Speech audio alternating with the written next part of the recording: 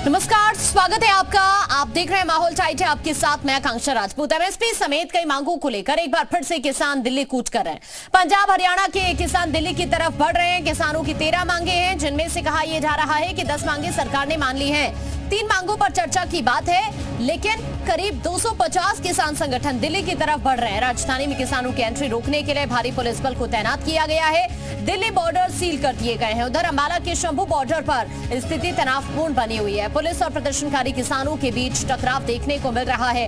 आंदोलनकारी किसानों ने पुलिस बल पर भी पथराव किया है। पुलिस ने भी किसानों को रोकने के लिए आंसू गैस के गोले दागे हैं। बावजूद इसके किसान दिल्ली जाने पर अड़े हुए हैं। स्थिति को भांपते हुए दिल्ली में कई मेट्रो स्टेशन बंद कर दिए गए हैं। लाल किले पर भी आम लोगों के लिए यहाँ पर इस वक्त जिस तरह के हालात बने हुए हैं, इसे भी बंद कर दिया गया है।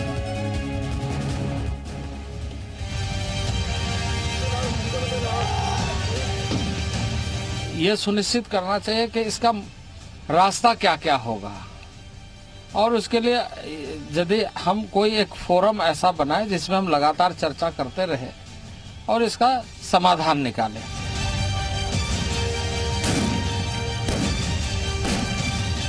साथियों, चौतरफा जुल्म का आलम है।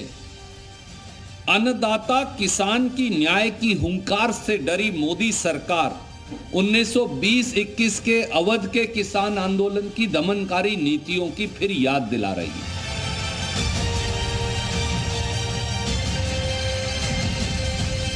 पूरे देश की प्रॉब्लम है एमएसपी गारंटी कानून।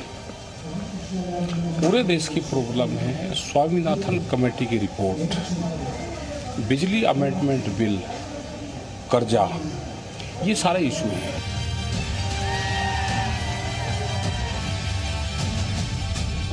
अगर इसके साथ में छेड़खानी की, अगर इसको रोकने की, उसको प्रेशराइज करने की कोशिश करी, तो ये अगर जिस दिन इन पर लाठी चल जाएगी या होगा तो ये और बढ़ जाएगा।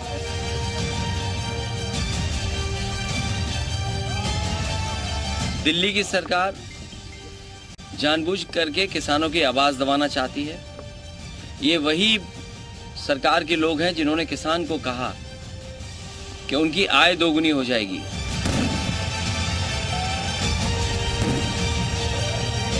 You are putting nails on the road, you are putting cement barricades on the road, as if some army is going to enter.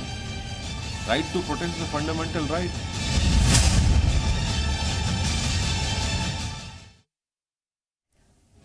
तो किसानों के इस प्रदर्शन को लेकर आप उत्तर प्रदेश वासी क्या कहते हैं, और इस वक्त जो बॉर्डर्स हैं वहां पर क्या हालात बने हुए हैं, जानने के लिए इस वक्त कुछ सहयोगी हमारे साथ जुड़ रहे हैं। राहुल मिश्रा इस वक्त टिकरी बॉर्डर से हमारे साथ जुड़ रहे हैं। विवेक त्रिपाठी लखनऊ से हमारे साथ हैं। अंकित मित्तल मुजफ्फरनगर से हमारे साथ जुड़ रहे हैं। कुलदीप चौहान बागपत से इस वक्त हमारे साथ हैं। और सबसे पहले राहुल के पास आपको लेकर चलते हैं। राहुल, अभी टिकरी बॉर्डर के किस तरह के हालात हैं ये उनसे जानेंगे, लेकिन इससे पहले विवेक का रुख कर लेते हैं। विवेक, अगर बात की जाए लखनऊ की जनता की, तो किसान आंदोलन को लेकर वो क्या कह रही है, बातचीत करिए जरा वहां पर लोगों से आप।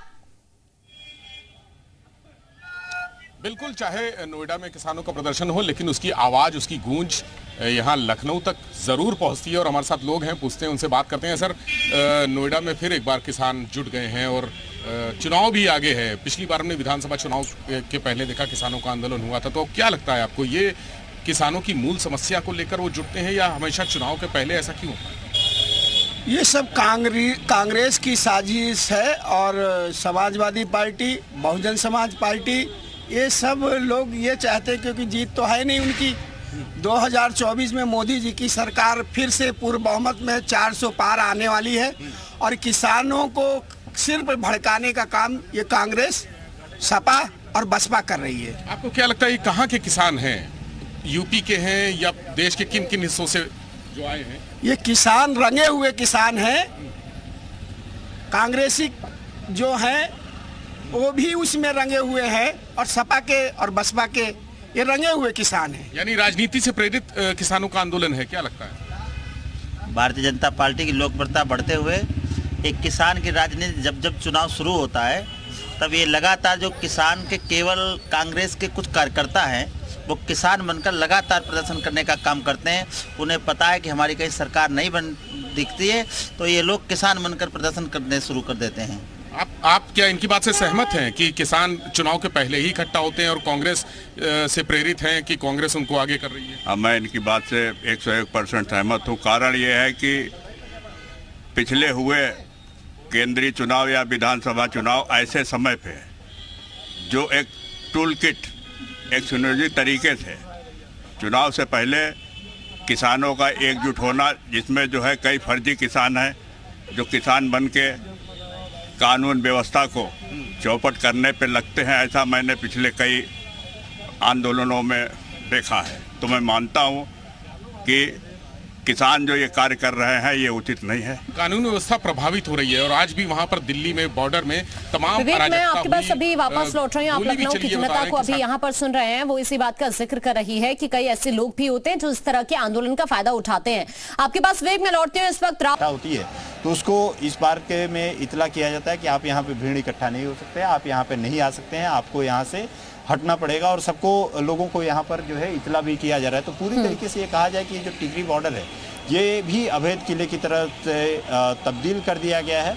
चारों तरफ से निगरानी है, चाहे वो जमीन से हो चाहे हवा से, यहाँ पर क्योंकि ड्रोन के जरिए भी इस पे ठीक है राहुल, मैं आपके पास वापस लौट रही हूँ। एक बार फिर से अंकित का रुख कर लेते हैं। अंकित, आपके पास भी इस वक्त कुछ और किसान मौजूद हैं, आप जरा कुछ और किसानों से बातचीत करिए वहां पर।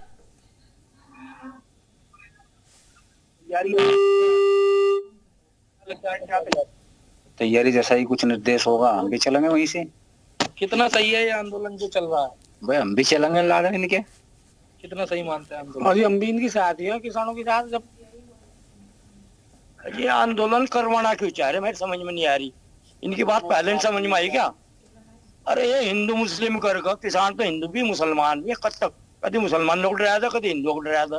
किसान आंदोलन की बात, अजय किसान आंदोलन की किसानों की कोई वो नहीं है, कोई सुन नहीं रहा, और क्या करेंगे? और क्या कहेंगे आंदोलन? अजी आंदोलन ठीक कर रखा है, आप क्या बोलोगे?